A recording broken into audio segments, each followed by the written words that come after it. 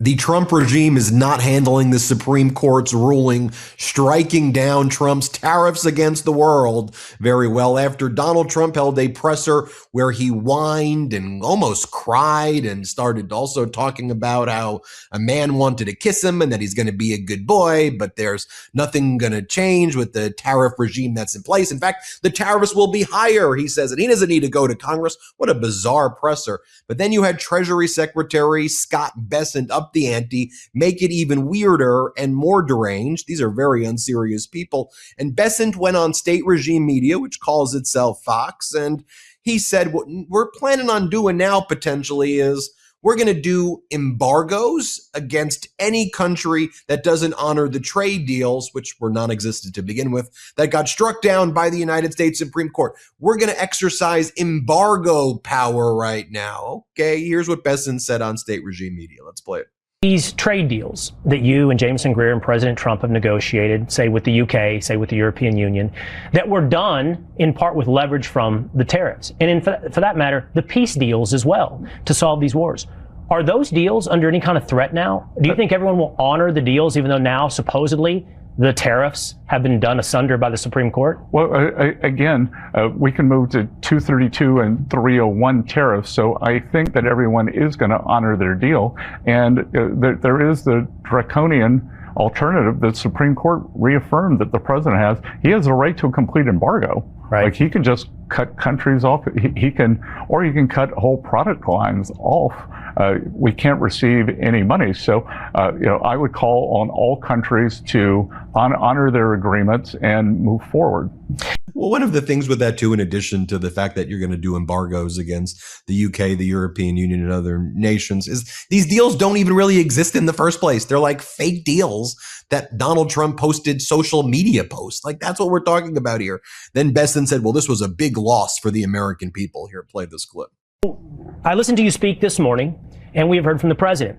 It sounds like the position of the administration is really nothing has changed today.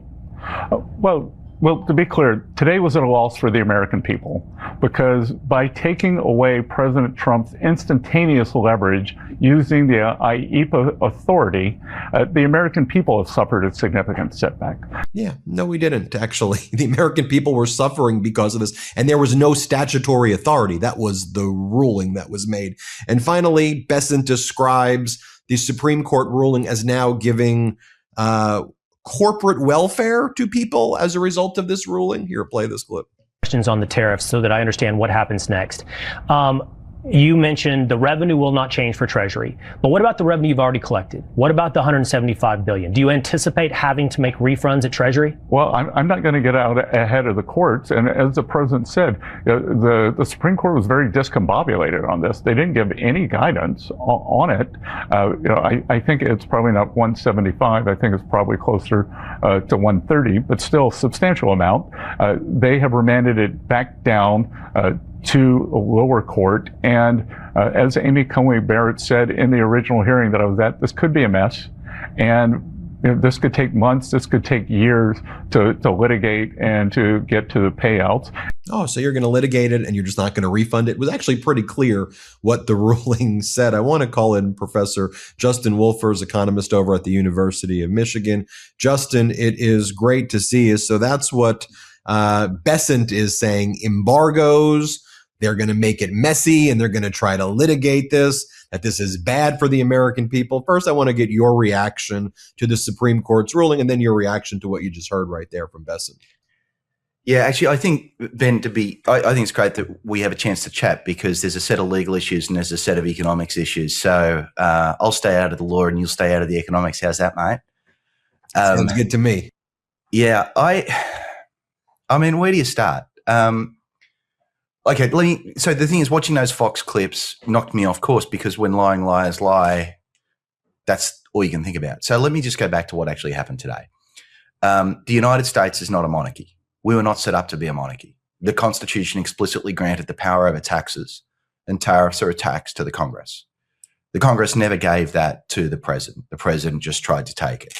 The Supreme Court today reminded him that, in fact, we have a people's house. Amazing. That really changes, I think, how you understand this. The president is screaming and yelling, oh, I can't do this. The court made a bad decision, blah, blah, blah. No, the only thing the Supreme Court said today, tariffs are not unconstitutional, just you have to go through Congress. So if the president has a good case to make, all he's got to do is convince a Republican Congress. That's it. So there's no damage being done by the court. And to be clear here, to the extent that anything's being undone, it's because the Republican Congress refuses to go along with the president here. Bessent went on and on how this is bad for the American people. Here's a funny thing, though. The thing about Trump's tariffs is if they worked, the theory of the case, here's not mine, was you would make it more profitable to do business in America than abroad, and that would bring jobs into the United States. Well, how come then, when the Supreme Court said, no, you can't tariff, you can't do that, it actually led the value of American stocks to rise? That's markets directly telling all of us that they believe the value of American business, and we haven't even talked about workers yet, they believe the value of American businesses goes up when the president's not allowed to indulge his tariff agenda. That's markets saying the theory of the case was always wrong. That's markets celebrating, saying this is good for America that the president no longer has this unilateral power.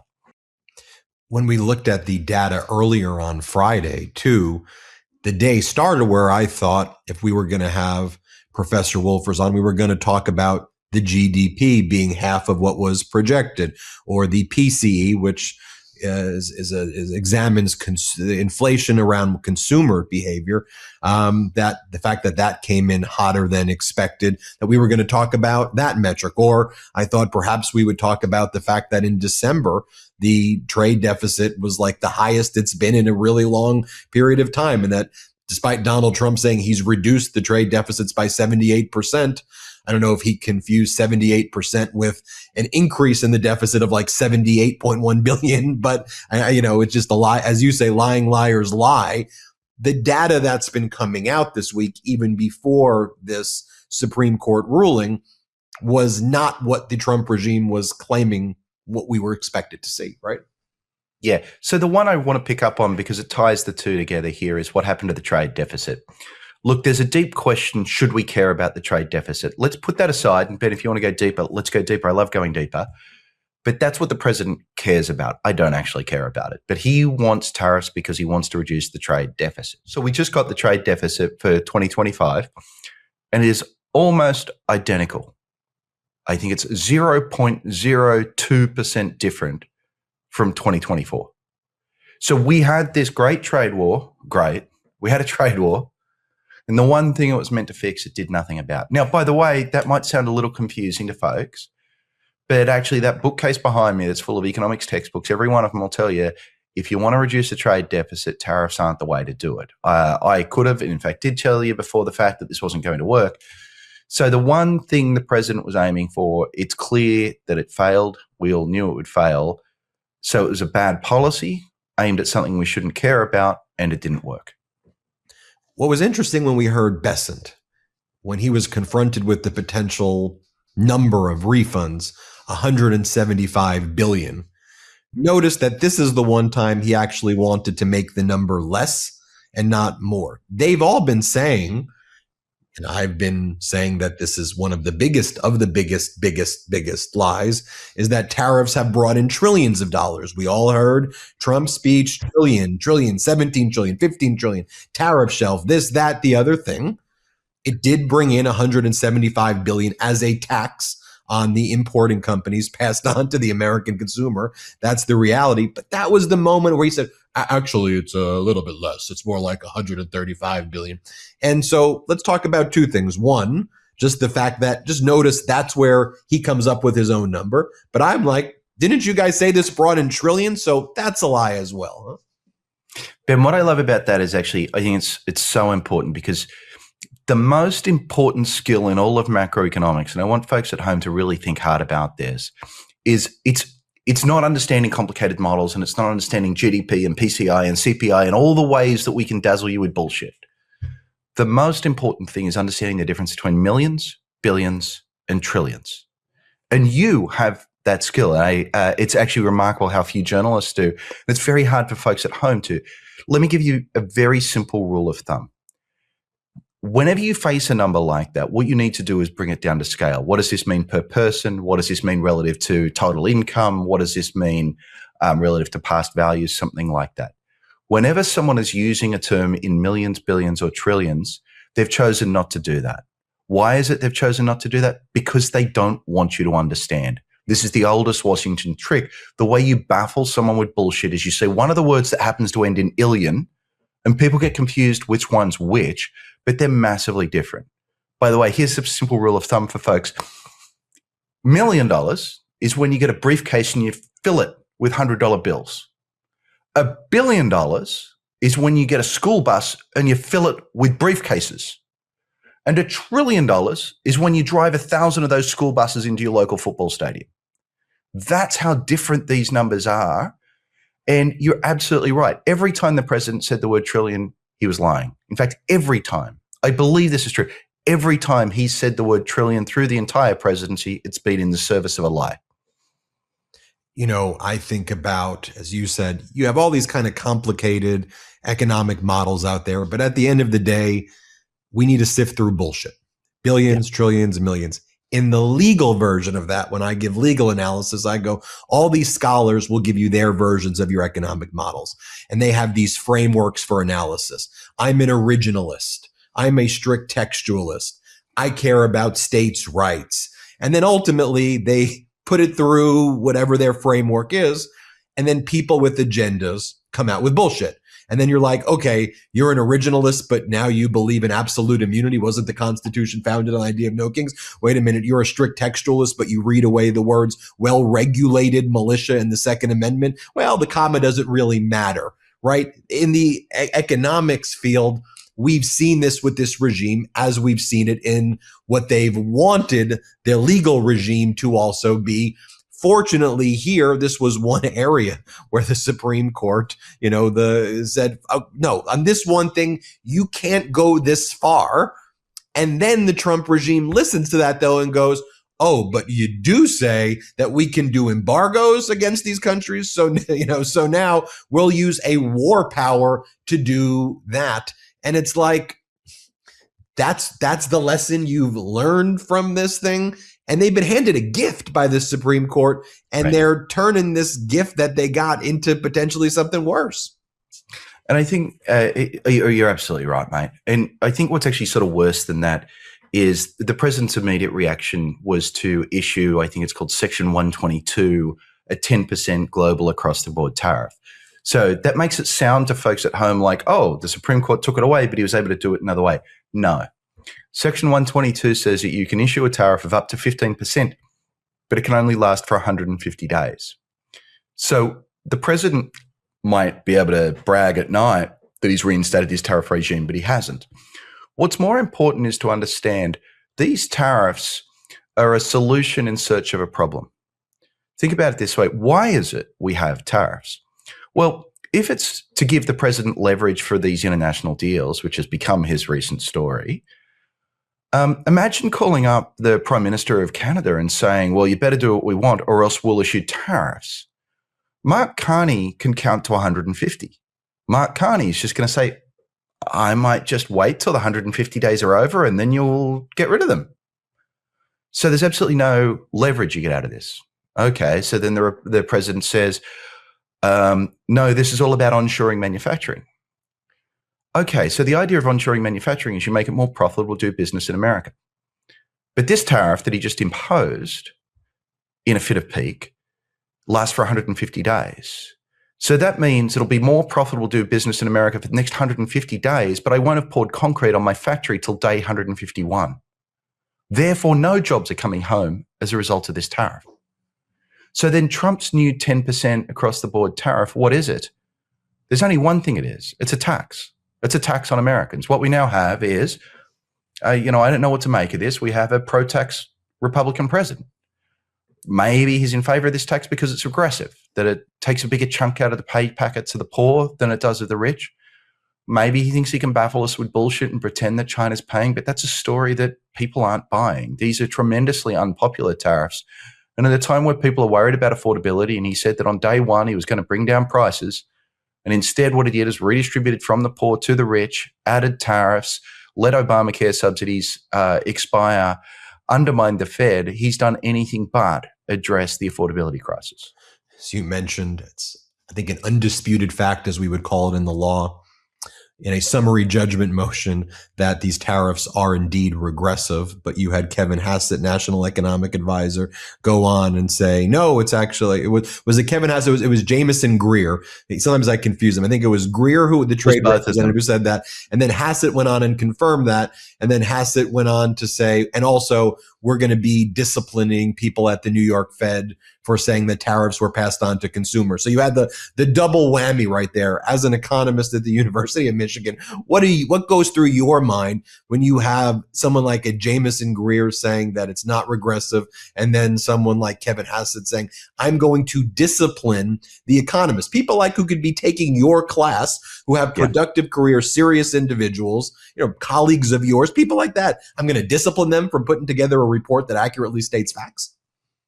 You're going to discipline economists. Well, spank me, sir. I don't really have a lot to say. I think it was a new low. If Happy Kevin gets off disciplining economists, maybe we can find him the right economist for the right day.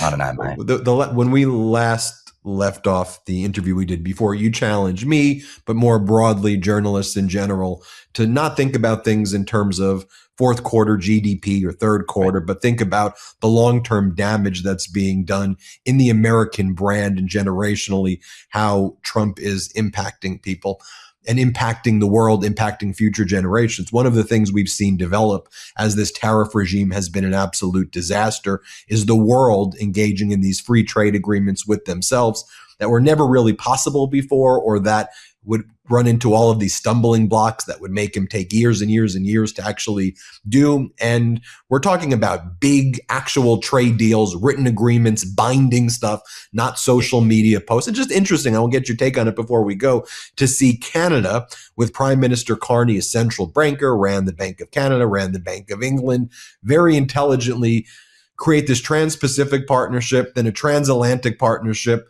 then meet with both in order to try to unite trans-Pacific, transatlantic. And the way I've described it, as as a kid playing connect the dots, the rest of the world's kind of played connect the dots with each other, and they were drawn around the United States. And you have Donald Trump there ranting and raving, but the world's moved on. The damage has been done generationally. So I want you to talk about that before we go.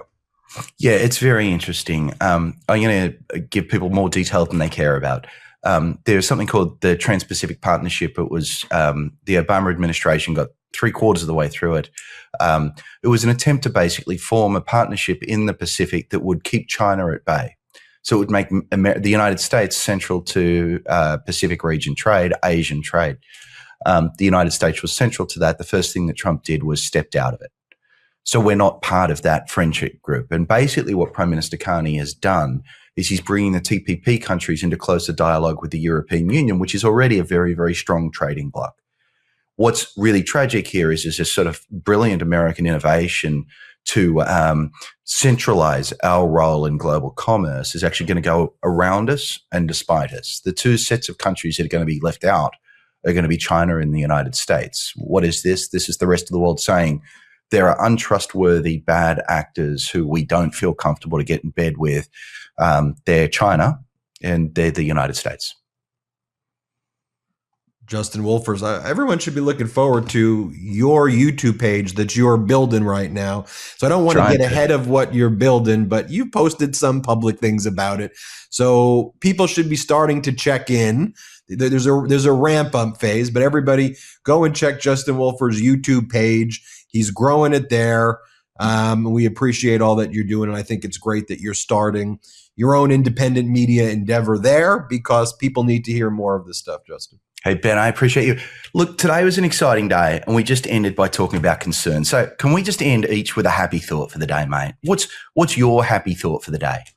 Bubbleologists is my happy thought of the day. I brought my little one to a bubbleologist who made massive bubbles, and everybody was happy seeing those bubbles. What about Oh, I love that for you. That's amazing. I used to take my kids. We used to make bubbles. I can sing you the song. B is for bubbles, bubbles, bubbles. B is for bubbles. B, B, B. Well, I made a massive blunder. You and I could have this very high-level, highbrow discourse, but when they asked me, do you think a circle's going to come out of the star bubble or a star?